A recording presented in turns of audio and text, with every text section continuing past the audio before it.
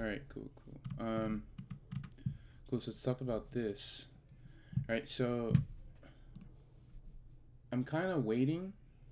All right, honestly, I might not even trade this for the rest of the year because I'm really curious to see how we're going to react. All right, these are the markups from Wednesday. All right, so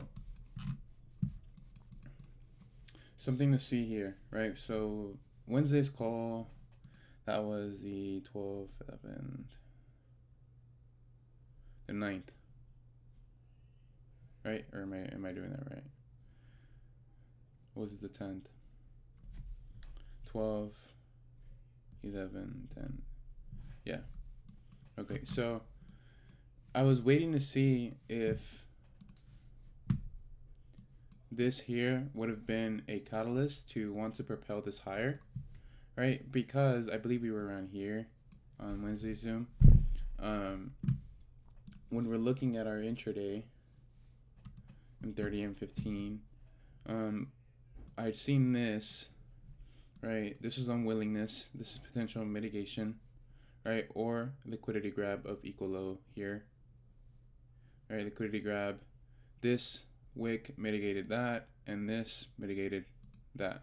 So that propelled us to a intraday break of structure, but the overall structure had not been taken yet. So we cannot solidify a bullish bias, right, until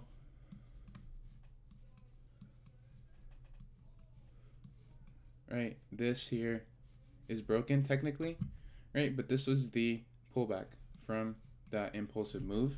So in order to continue this bias downward, this would have been my point of invalidation. Another way of saying POI, I guess, or PI. I don't know, whatever. I haven't thought of that yet, but point of invalidation, right? So if this were to break, right, I would assume a bullish bias, right, and try to maybe sell EURUSD, but it's not something I want to do. But as we can see here, right now, as we can dive deeper, understanding the intraday here, right? So I was waiting to see, right, if this break of structure here, right, would have created a flag, which propelled us to take out overall structure, and now we could actually look for that discount continuation. Unfortunately, right, this happened, right, pretty much here, create our high, right, this is our pullback, left equal lows, right here, liquidity grab, because we were not able to solidify this high and create a retracement to then go higher. So right, this unwillingness, right, and then we come out, take out a low, right, continuation on this leg here, the final leg down, right, continuation there, would have wanted here, unfortunately, right, and that created a new low, took out liquidity, right, even took out, actually no, there's actually equal lows here now. Just something to note.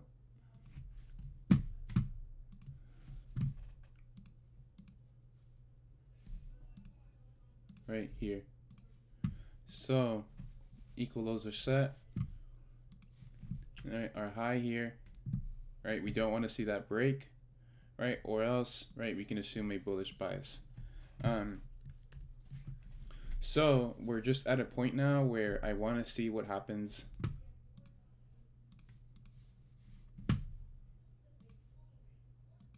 inside of this range, right, because we've already seen, right, from a Wyckoff perspective, we've already seen a preliminary supply here, potential buying climax, potential automatic rally. So I'm trying to see whether, right, we can give an upthrust, LPSY, SOW continuation, or, right, we can obviously still see consolidation here, obviously Wick, potential LPS, or we could see spring, test, LPS, and obviously upwards movement. But I really want to see what happens inside of this range, just because I want to solidify a bias, right? But honestly, if you were to want to call this now, you could obviously still assume, right, bearish movement, right? Just because overall everything is so bearish. But until then, just being patient, right? Because we need to see if the schematic is going to form or if it's not going to do anything and just continue in one direction.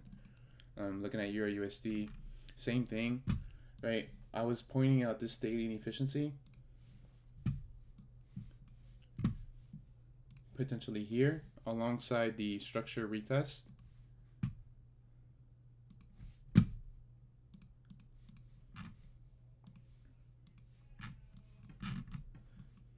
But, right, since we're in corrective structure, right, this overall corrective structure has to either fail and top or give an unwillingness and top before we can go higher if it's going to react from here, right?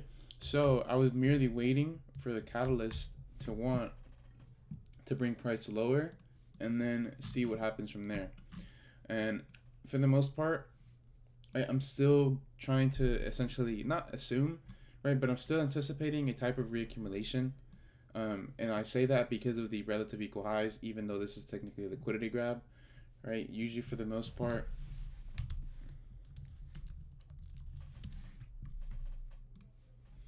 right, in the reaccumulation video, one of the main things that I like to see in reaccumulation is relative equal highs, right? Or you can even see here a liquidity grab. So although it's still assumption, you need the bias to tell you something. And so when we're looking at this, we can even look at it some from here.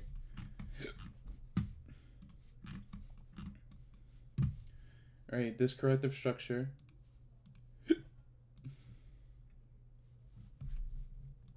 right, unwillingness here, and this is the low that technically broke structure, right? We came back to mitigate this wick, right? Solidified lower high because we then created a lower low here, right? But this was our final push down, and as you can see, that broke structure, right?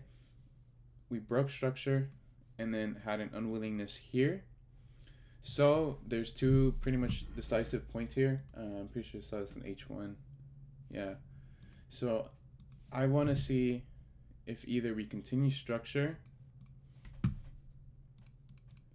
I really want to see if we continue structure or if we actually dip down, potentially spring into a potential POI, see something here, and then maybe accumulate something to the upside. But the only issue here with me now is this. Too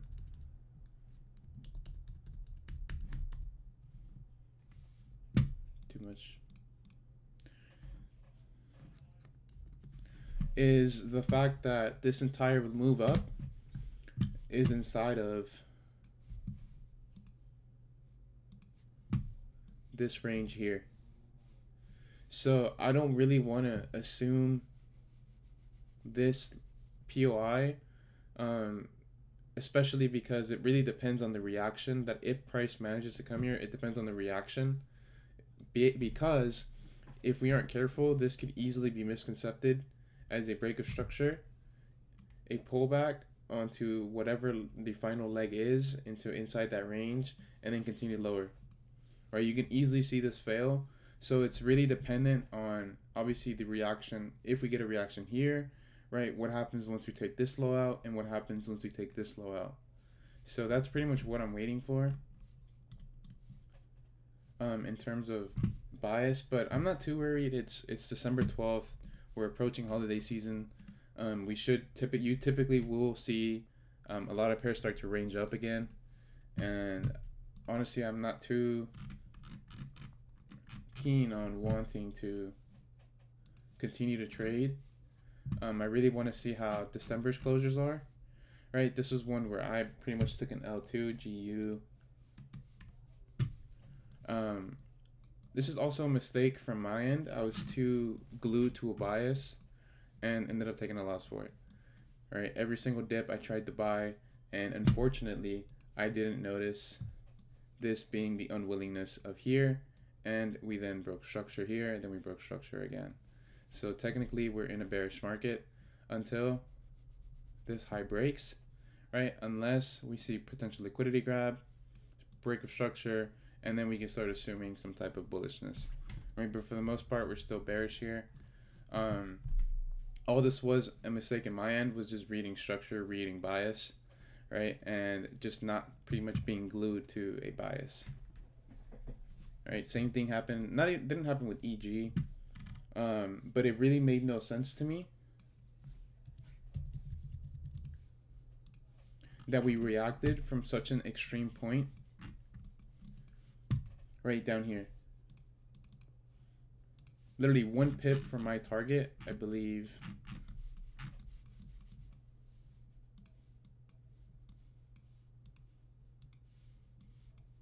Like every time I try to essentially find the reason why this failed, right, it doesn't really make much sense to me. Yeah, there's no real mitigated point, right? So I didn't even see a real POI there that wasn't already potentially mitigated.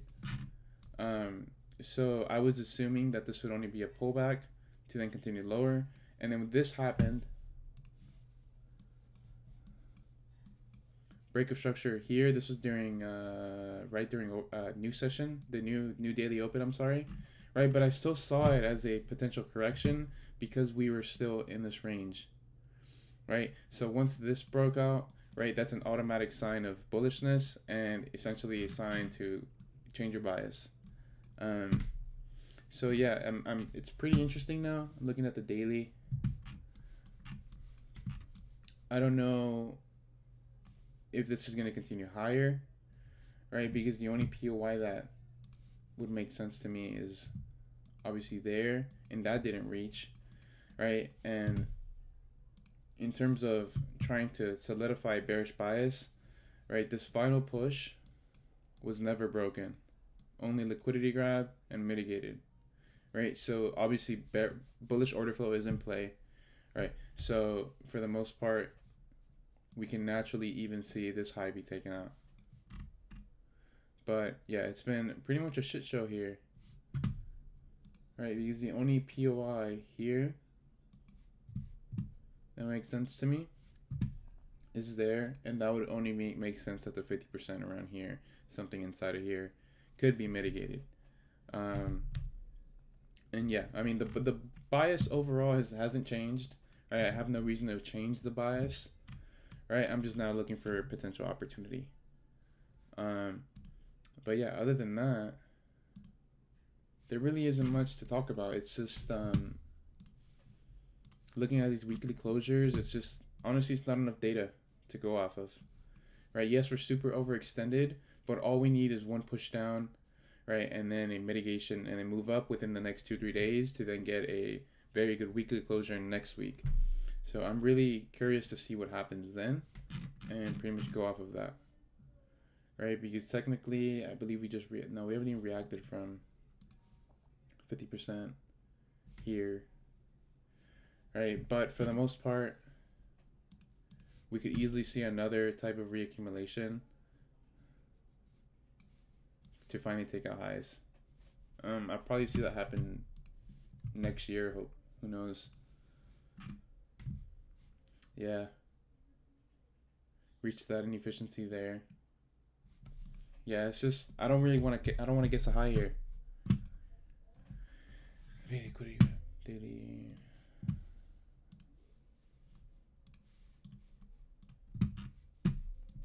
Yes. Yes. And now it can be said that, let me show you.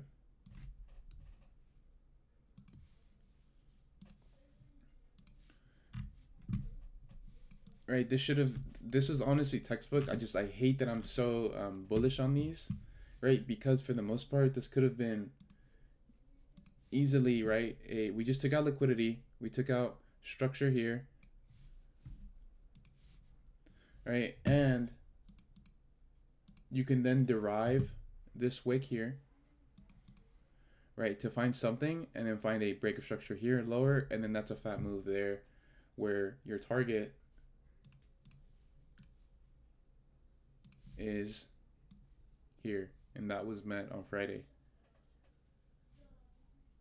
Right, but now from here it's interesting because yes, we're starting to pull back, right? But keep in mind your entire structure is still bullish. Right, so yes, we have a bearish leg down, but that's only because we just cleared a high level of liquidity, or a high amount of liquidity, I'm sorry. Right, being that daily high, weekly high, monthly high. So it's just interesting, bro. It's interesting. Right, because I easily see that Wick being taken out next week's closure. Something I've noticed is definitely if you have a bearish closure like this, right, I would love to see a liquidity grab of that low and then give me a reaction, right? But right, that's only guessing. At this point, it's only guessing.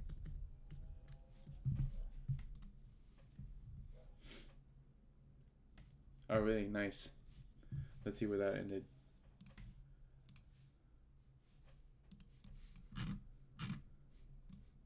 That's your POI here? Is that? That's extremely high, bro. Can it come? Yeah, but that's extremely high to me.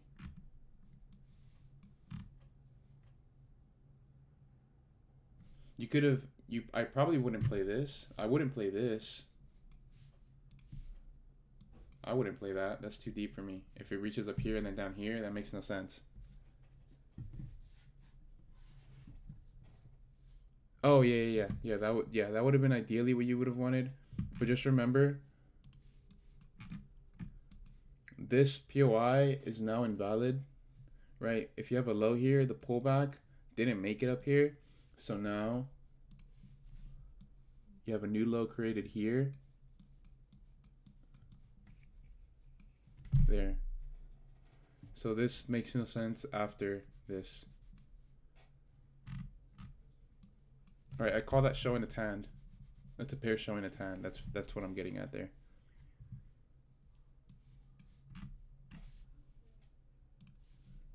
And very easily you could see that happening in EU too, which is right here. You can easily see this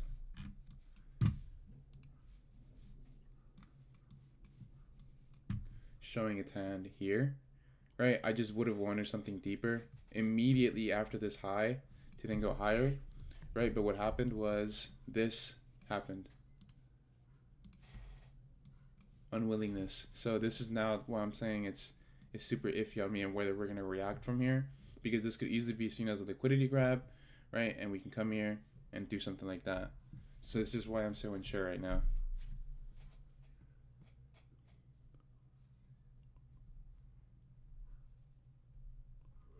How do you talk? By unmuting yourself?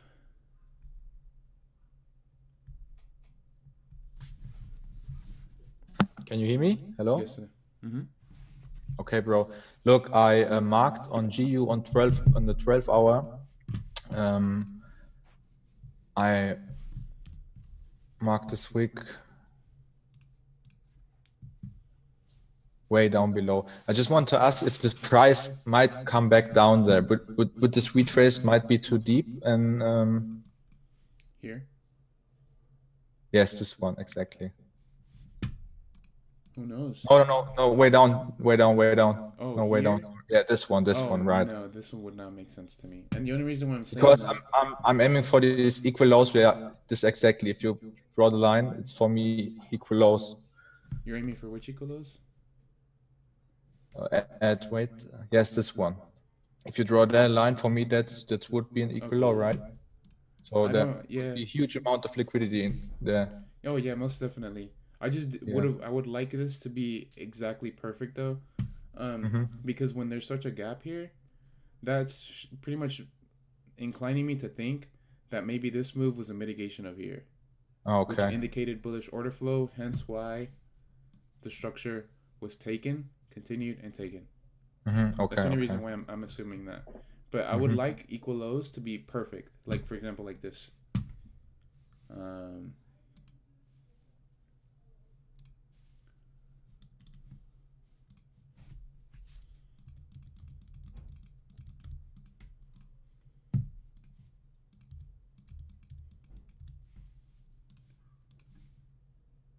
I like equal lows to be perfect like that. Yeah, gotcha. Okay.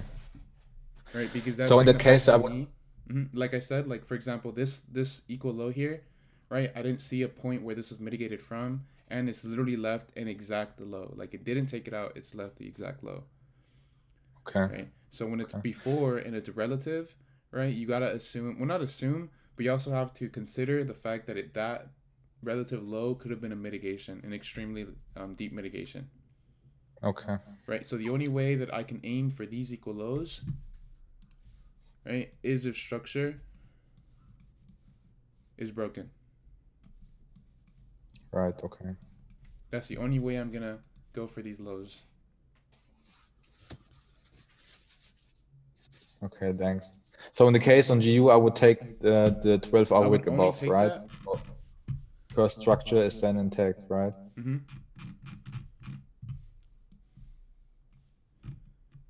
Yeah, I would take that. Let me zoom in. I would only aim for here, right? If this low that created this final high is taken out. Right, taken out. Right, okay. Substantially. So also if this breaks, target.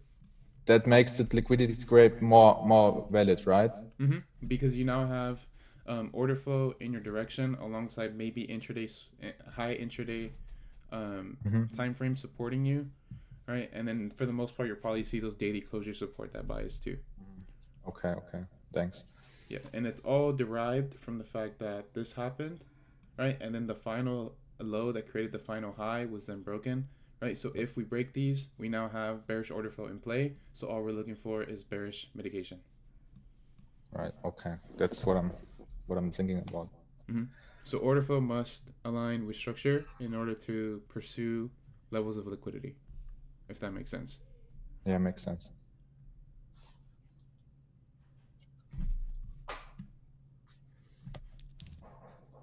Oh, okay. That's cool. Yeah, I never took the time to learn these trading view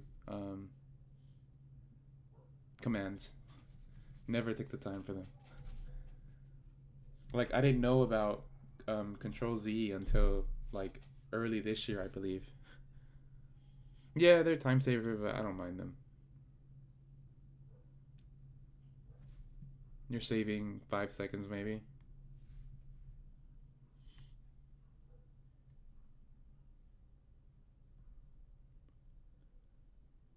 But yeah, I hope that answered your question, bro.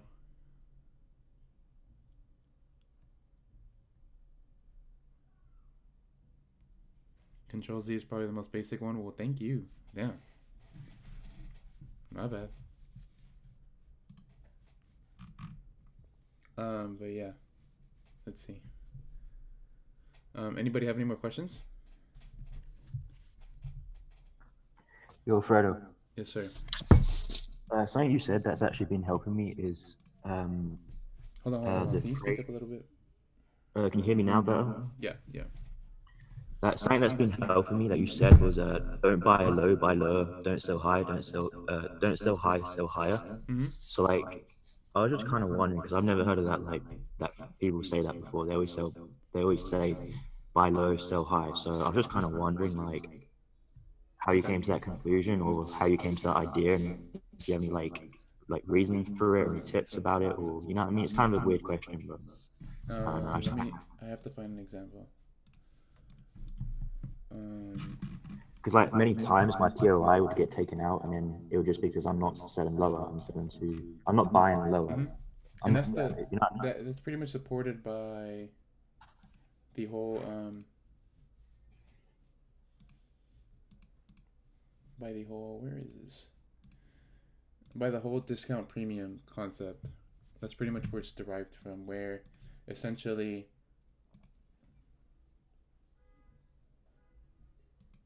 right, where people say obviously, right, buy low, sell high to continue price lower, right? I'd say sell higher to then go lower.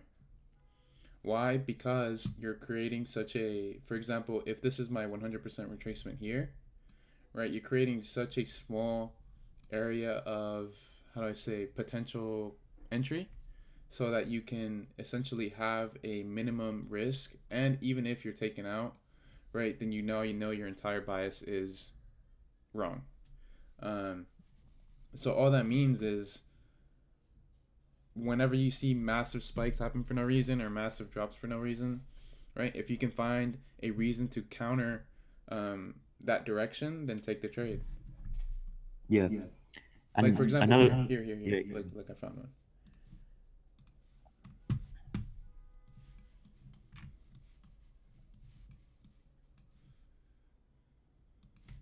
Okay, so right in this leg down,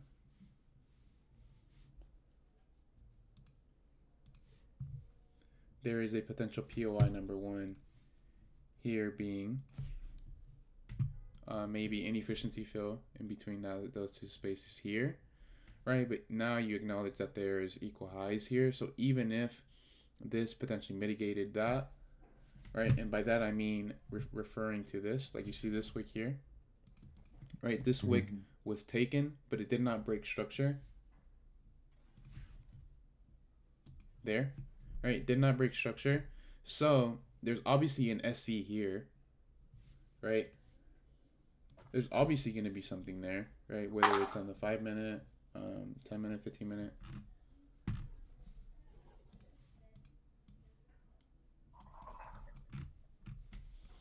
Right, and then you'll probably try to mitigate, or you could assume this be a mitigation, and then this would be the mitigation of that, and your POI would probably be here. Yeah. Right, and obviously that would have lost, and then your obviously trade would have been taken out, but that's because, right, this here created this structural low, right, and then we have this pullback here that then started those next levels of structure breaks. So this is my point of invalidation, right? And because you're trying to sell, I'd say around equilibrium.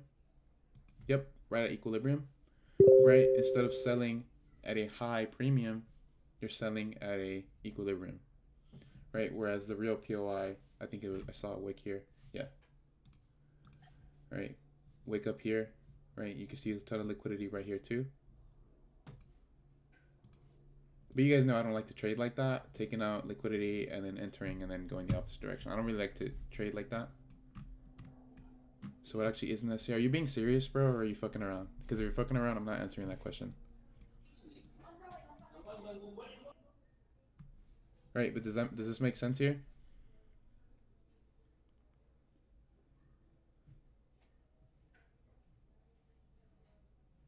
Instead of selling, sell high, sell higher. Right, pretty relative, pretty relative. So another kind of question I had to what you just said is, you know, liquidity, like obviously, I think you've said many times, like it shouldn't affect your bias, right? Mm-hmm. But at the same time, is like, if I know there's liquidity there, I know that there's a high chance of that being taken out, you know what I mean? Well, so like, how do I? That's distinct. Like this is that's a different conversation. See, so but we're in that change here, right? bias. No, listen. Liquidity's here, right? But before the liquidity was formed, right? This was the low that created that liquidity, right? And now, what are our structure rules that I've been including? I mean, I've been saying to you guys, right? If a high does not break a low, then that high could be seen as liquidity. So the only way I'm gonna target this, right? I'm not gonna target it if it's still coming down, right? But I'm only going to target these if we have unwillingness and then we have structure breaks, right? So we have unwillingness and then we have structure breaks, right? And you could even catch a continuation up here, right? But because the overall bias is still lower, right? This is point of invalidation, right? And that obviously brings you up to another POI. Right, so this was only a target because we showed unwillingness and structure breaks. Right, whereas like in another situation here, right, we have equal lows, right, but we broke structure. So this liquidity I cannot go for until we switch direction. Does that make sense? Yeah, I think I might be getting confused on the idea of bias, because I would think that a target would change a bias, right? No, a bias determines a target. Okay, I need to Because think about that for a second. you find a bias, right? But you obviously need targets, but your order flow and your structure must align to fit those targets, right? So why am I trying to sell into these equal lows if I have no reason to sell intraday here? Does that make sense? Yeah. Right, even here, this fake out here, right? People could probably see this as structure breaks here, but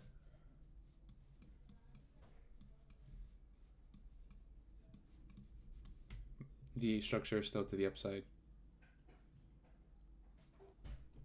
Yeah, okay, that's something that's been confusing me a little bit. Was just like, because I'll draw up liquidity, and then but I'm also thinking, well, technically liquidity doesn't change my bias, so Yep. Right, and yeah, I've stressed that from since day one. I'm pretty sure. yeah, I think it's just something I've been like thinking about it the wrong. No, I completely understand, bro. I completely understand. That's definitely a you thing. Definitely a you thing. And I'm sure other people go through the same thing, right? But targets are only targets if order flow and structure fit it. Right? If structure is bullish, then I cannot aim for these equal lows. Is it something you have in your back of the mind, like the back of your mind, if price does that? No, this is in the back of my mind, but only if I'm trying to catch a continuation after an overextended move. Okay, so you have a target of where that sell would want to go to. So no, so I'm strictly still looking for buys, Okay, right? yeah, But yeah. if this fails, I now know that my bias could change, and I could start aiming for this. I see. Yeah, that makes sense. Right. So it's if this then that, right? If this then that. That's what I've been trying to also like add into you guys. If this then that. If this reacts, right, we create a new high.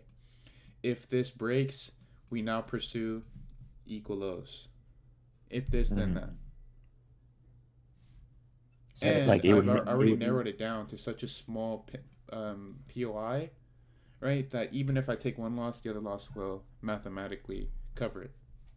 So like if I draw up my liquidity, like obviously imagine that breaks that structure and it starts to come down, I would draw up that liquidity and be like, it would make sense for price to come at least to this level and then possibly react upwards. Okay. Yeah, that makes sense. Just if this and that. That's all you want to do. If this then that. And if that fails, then this. Is that how like when you're trading you're thinking to yourself? Yeah, I've tried to solidify that into me. Especially with the whole continuations reversals. Even though I still take the losses, I shouldn't take the losses, right? I see why. That's all that matters. I see why. And last question I had was about like, because obviously like doing the sell higher instead of selling low, when does the 90% rule come into play? Because that's depending on the pair you're trading. Okay, that just depends on. Yeah. Okay. Like for example, Chris is on the call, right? Is Chris on the call? Let me see. I'm pretty sure he is.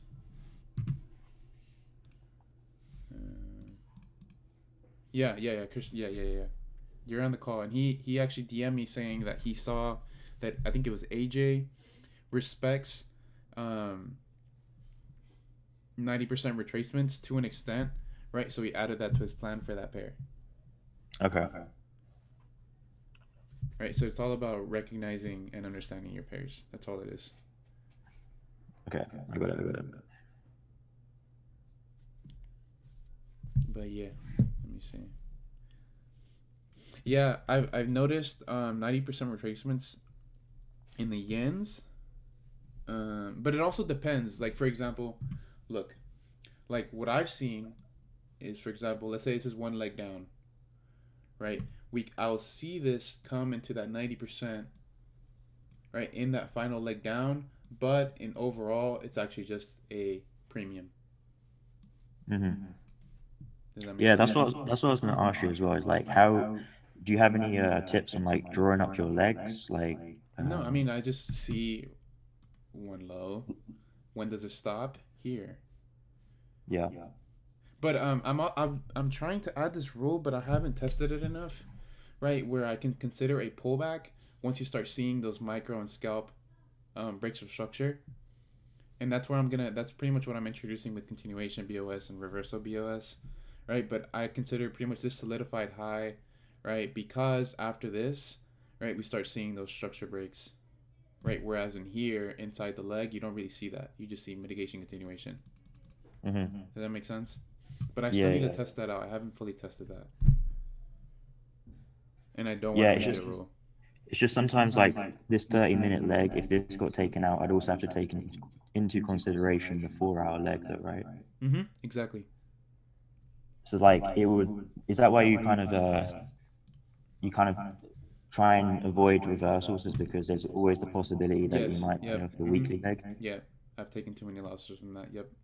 Like for example here, you see, right, this is the final leg, but this is the entire leg down. But this is the final leg here because there's leg, leg, leg, leg, leg. Yeah. Right, but now you see this broke, right? So now all of these broke too. Yeah.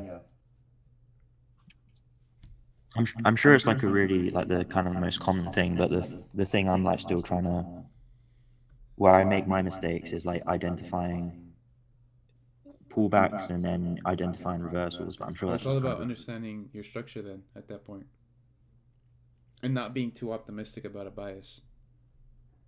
Yeah, but that's just a practice thing, bro. Like I can tell you this and this, but until you actually go look and do it and experience it and take those losses, then you'll see it. Yeah, I've been backtesting like at least 5 hours every day, so I'm definitely improving. Also, don't burn yourself out. Don't burn yourself out. Yeah, of course. Make sure you're efficient with your studying. So it's also like with backtesting too. Every backtest has a purpose. Every backtest has a purpose. Every session has a purpose. Right? It's like the same thing as studying for school. Like personally, I hate studying. I despise studying. I hate school. But I still go and I have to do it. So I have to organize myself and keep me organized. And I do that by, if I ever have to study, which I usually don't, but if I ever have to study, I'm always secluding sections or portions of whatever I need to learn per each session. So I accomplish a bit each time, but it's accumulating with time into completing the overall, pretty much the overall studying that I need to do. Right. So how would you do that? Like from examples of trading, like how do you go into a session? Like, because obviously if you're doing for example, what do you have to learn in this style? You have to learn how to derive a bias. You have to learn when your pairs move, right? You have to learn how they move. You have to learn what happens inside of their moves, right? So you have to break it down, every single step that you need to learn, and then you could pretty much block out sessions. And by block out, I mean like create blocks of like study blocks of each topic. And you could do 30, 45 minutes each one, or you could do sessions of an hour. So would you just focus on one, like every backtesting session, you're like, all right, this session I'm only going to focus on this one thing, or do you still? Yeah, because because once you accomplish the goal, you can stop, and you've now completed something for the day, and you don't have to force yourself to do other things that day in terms of trading. Yeah. So yeah. Yeah, that's a big thing because I find myself many times I'm just backtesting for like hours, but I'm not really what like. Purpose? I mean, I don't know. Like a lot of times, I'm just thinking, well, if I just look at a chart, I just kind of like get the idea of where price is reacting from. I'll try and my main purpose is usually structure, like trying to identify structure, because I think that's like the most important thing. It is. Yeah. Technically. Yeah, I mean, it's just many times I'll like, it's like I don't know, it's a hard thing to explain, but it's kind of like understanding why things happen instead of just seeing things and not thinking about it, but like actually trying to really understand, like, do you think like every move has its own purpose, or do you think it does? I think so, because it costs so much money to move. Then go based off that. Simple. No explanation needed, just go based off that. And if something doesn't make sense, then just leave it be. Because, for example, this... Should I do that? Should I leave it be? Like this week, bro, this made no sense to me. But we broke structure, okay, whatever, it's now a target. Yeah. right? I'm not going to be too heartbroken about, you know, obviously missing a target by a pip, even though it kind of frustrates me. But yeah. All right. Yeah. That helps. I'll stop asking questions because. No, that's cool. We got time, bro. I don't got nothing to do today. I'm free for another 3 hours. But yeah. Does anybody have any questions? Oh, actually, Harris has some questions. Yeah, don't be too optimistic on a bias. It'll destroy you. I'm serious. It'll destroy you. Yeah.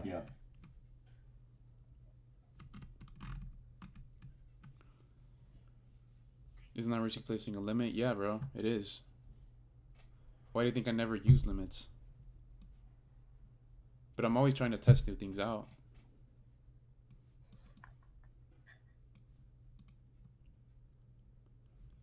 And you couldn't find that entry after reaction? That's fine.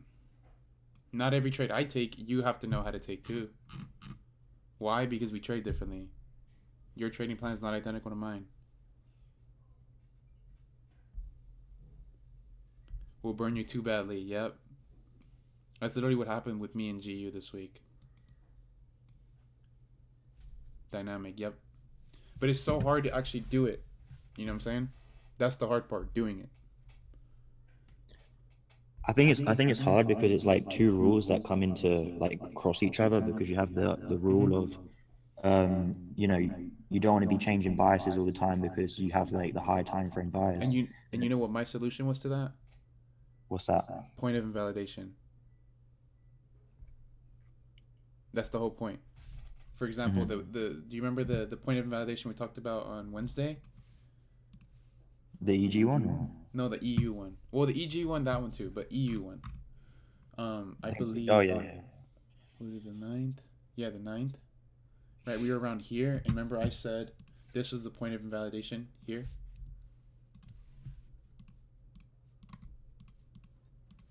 Right, if this point breaks, then my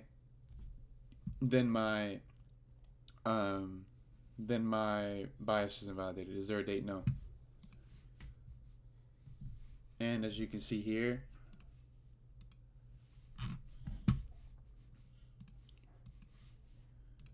right, my point of invalidation has been taken. Right, I now have a bias, which is now bullish. Right, I have targets here.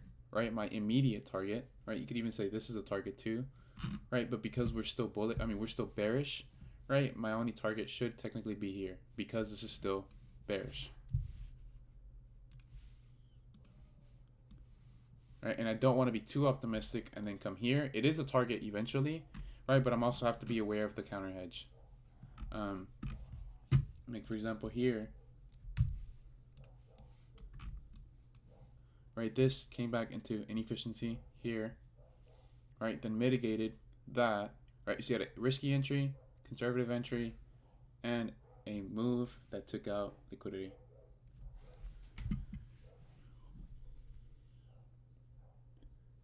Yeah, it's a cool concept, right?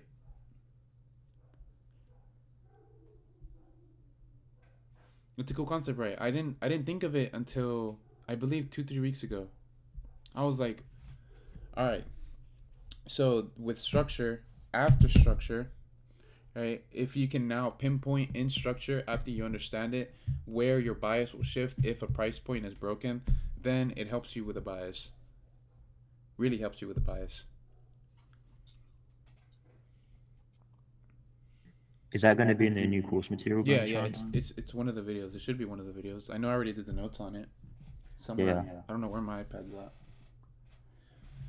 But yeah, maybe that last week of December, I might just go MIA for the week, and let everybody enjoy the holidays, and then I just grind out these videos.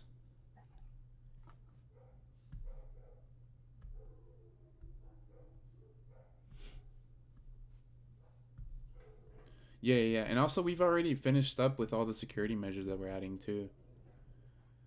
So now literally I'm not gonna say that. Never mind. I'm not gonna say that. But yeah, we're pretty much pretty organized now.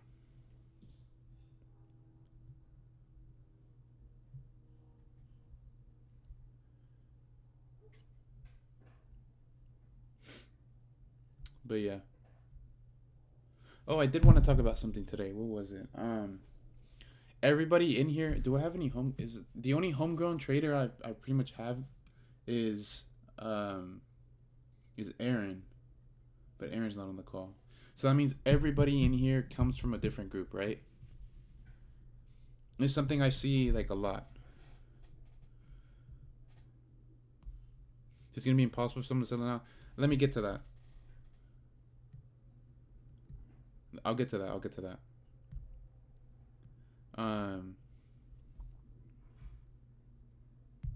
Yeah, so I mean, pretty much everybody in here comes from a different group or mentor or whatever, right? Company or whatever, right?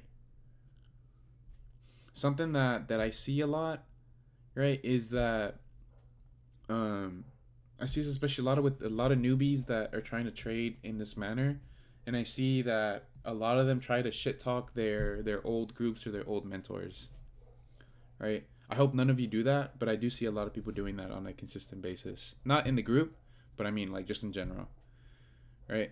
And do you guys know why I say that?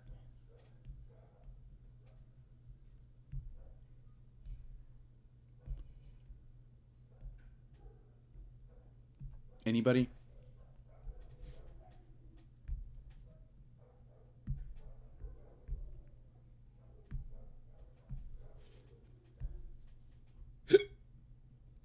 Oops.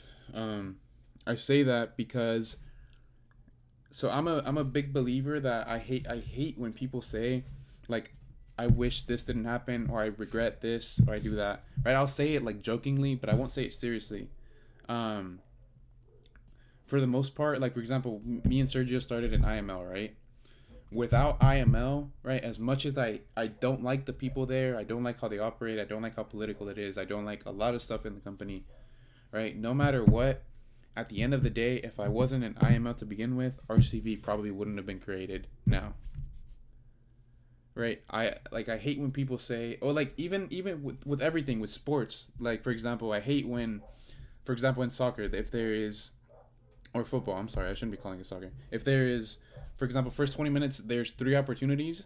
I hate when people say that it should be 3-0 up. I hate that. Why? Because if you were to score that first opportunity, then your complete psyche changes in that moment in comparison to what it actually was because you missed. Right? So it's the same thing here. If I'm coming from Group A, right, and I'm now coming to Group B, if I wouldn't have gone to Group A, I might have not found Group B. You know what I'm saying? So that's why I don't like to shit talk people unless that I have a reason to. All right. Yeah, thankful for the experiences, exactly. Right, which is also ties into like people wanting, like for example, the most common thing inside of like leaking courses and stuff like that. I don't ever want to take anybody to court because fuck that. At the end of the day, fuck that. Why? I run too much risk. 2, it's easy to disprove a lot of things. And 3, right, if I were to be put in that same situation, even though I'm doing somebody wrong, right, if somebody catches a fat lawsuit from somebody, that could either cause them to want to come kill me, right, or even come commit suicide or just issues like that. And I don't want to get into that. Like, I never want to get into that. Just because I don't, I'm not that kind of guy. Like, the point of this group is to help you guys, right? Even though our course was leaked to begin with, there's still people consistently joining every 1-2 weeks, right?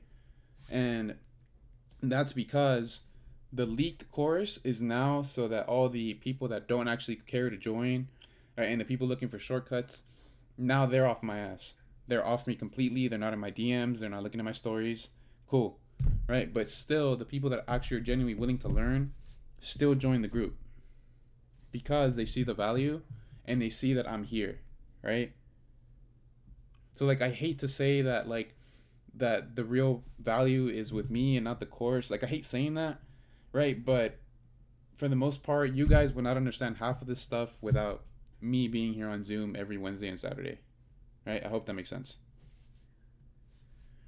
Yeah, majority of people did start out from IML. Like, yeah, I don't want to be that guy, that cornball that's like positivity, this, and this, but I don't want to be that guy that shit talks people, you know? And that's just me being honest.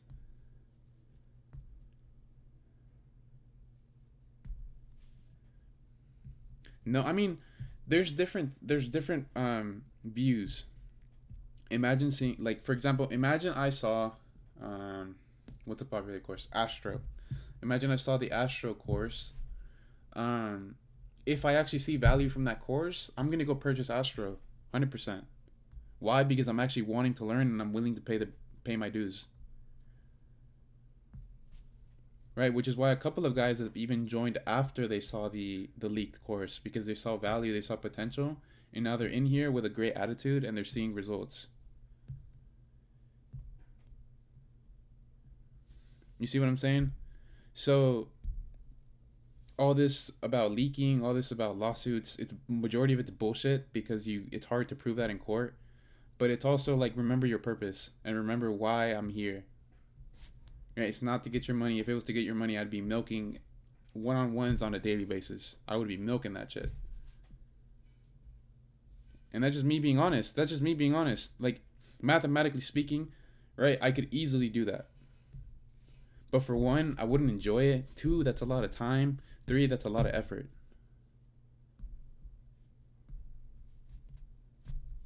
Right? And I feel like me being honest with you like this, right, just helps, obviously, the psyche, in my opinion. Helps the psyche.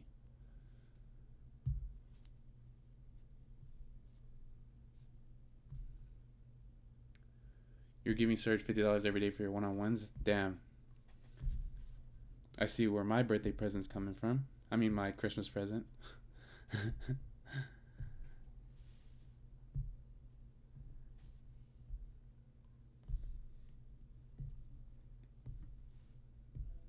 Leaking the course is wrong, but at the end of the day, who created that information, you need their guidance. Yeah, man. I think that's true to majority of courses. Doesn't matter if it's a bullshit course. Doesn't matter if it's a good course. I personally don't know of any good courses. But, yeah.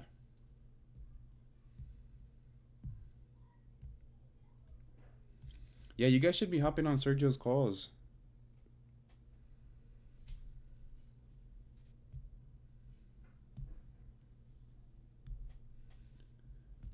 Just leak your own course.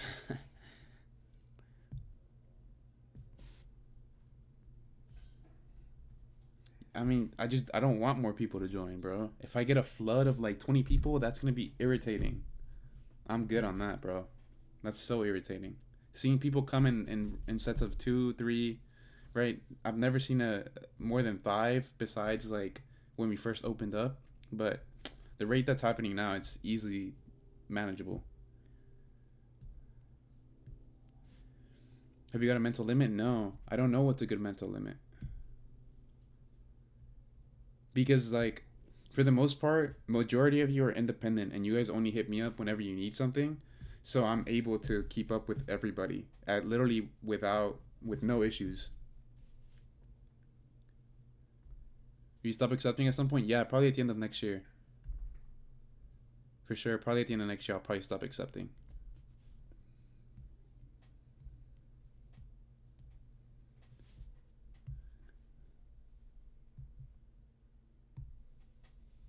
I'm sticking true to that date. Either the end of next year or summer of 2022.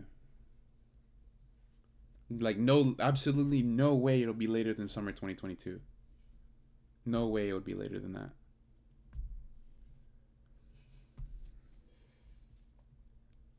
Come to London. We're going to London in the summer. For sure. What's the plan after? I mean, for me, since I don't accept anybody anymore, I'm just making sure you guys are good, and then I have to go. Obviously, I'm gonna start doing other projects that I've been wanting to do. When's your McLaren coming? I'd get a crib over a McLaren, bro.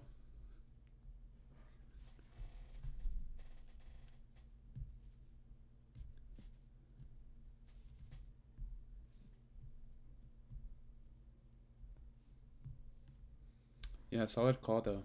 Solid call. Do you guys have any more questions?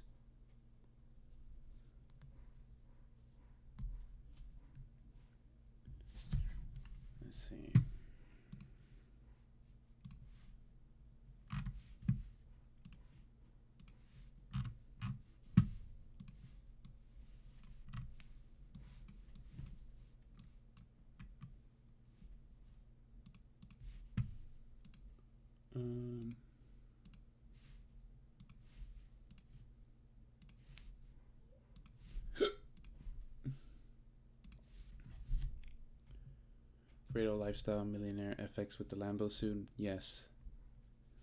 Oh, that's all that stuff is so corny to me, bro. I could not see myself doing any of that ever. No way. Like, have some morality, man. Could never do that, bro. Absolutely no way.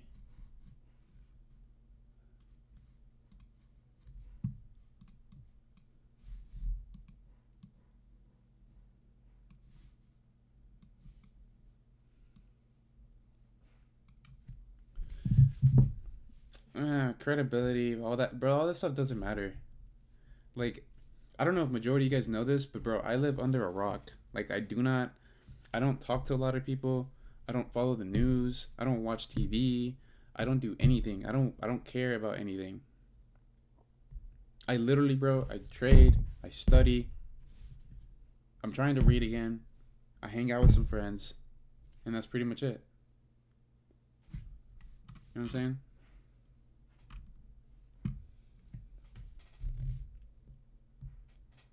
Yeah, I usually, yeah. Premier League should be on right now, actually.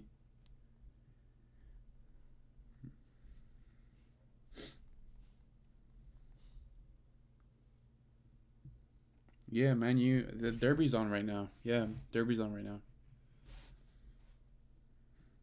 I'll probably watch that after the call.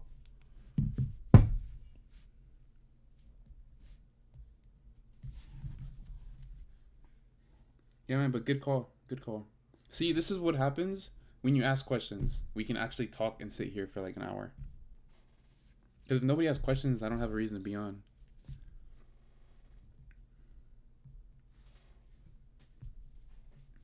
Smooth.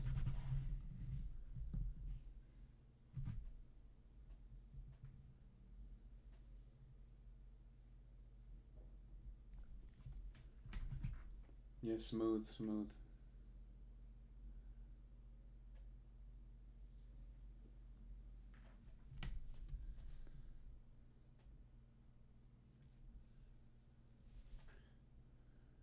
What actually is an inefficiency? What actually is a Yassine? That's my question.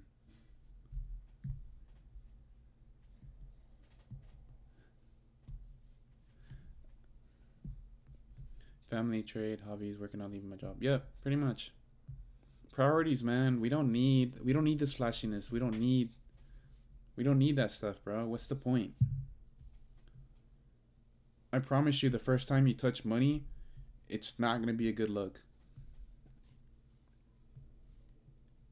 It brings a ton of negativity.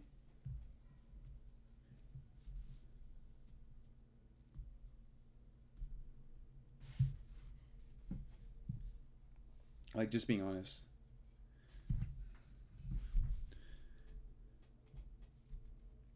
After financial freedom, I just want to sit on my couch, bro.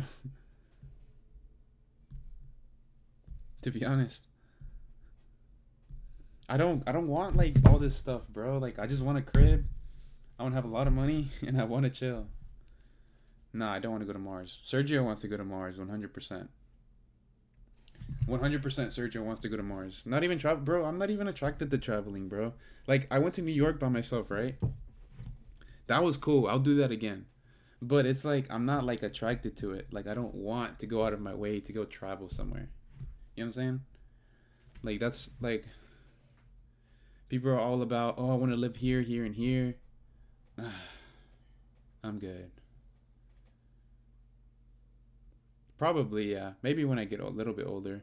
But it's also because I'm considering the fact that I'm still 21. And I'm still considering the fact that I'd rather wait till I have a whole lot more money than to waste it on traveling. You know?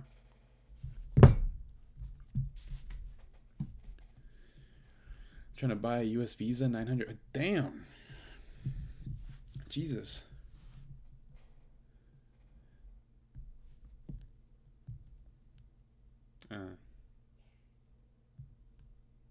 Yeah, that's, yeah. Yeah, fuck the USA. Don't come here, bro.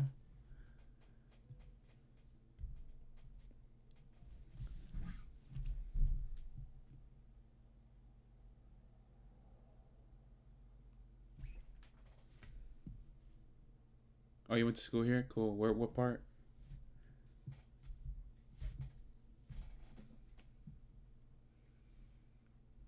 Yeah, a lot of people are moving to Texas, bro. I hate that. Tax laws here are very flexible. A lot more land, cheaper land. Obviously, it's getting pretty expensive now. You went to, oh, you're in North Carolina. Oh, you were in the middle of nowhere. Oh, yeah, Houston is dope. Houston is dope. Yes, yes, yes, exactly. But yeah, do you guys have any more questions, or we can just go ahead and end it off here?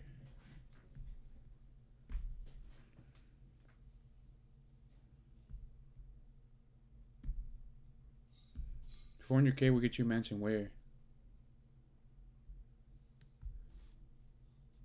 No way. $400K in Dallas will get you a regular house here.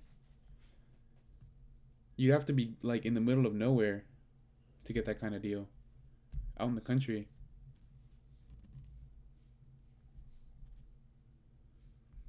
Yeah, for sure, for sure, for sure. Go ahead and end the call here.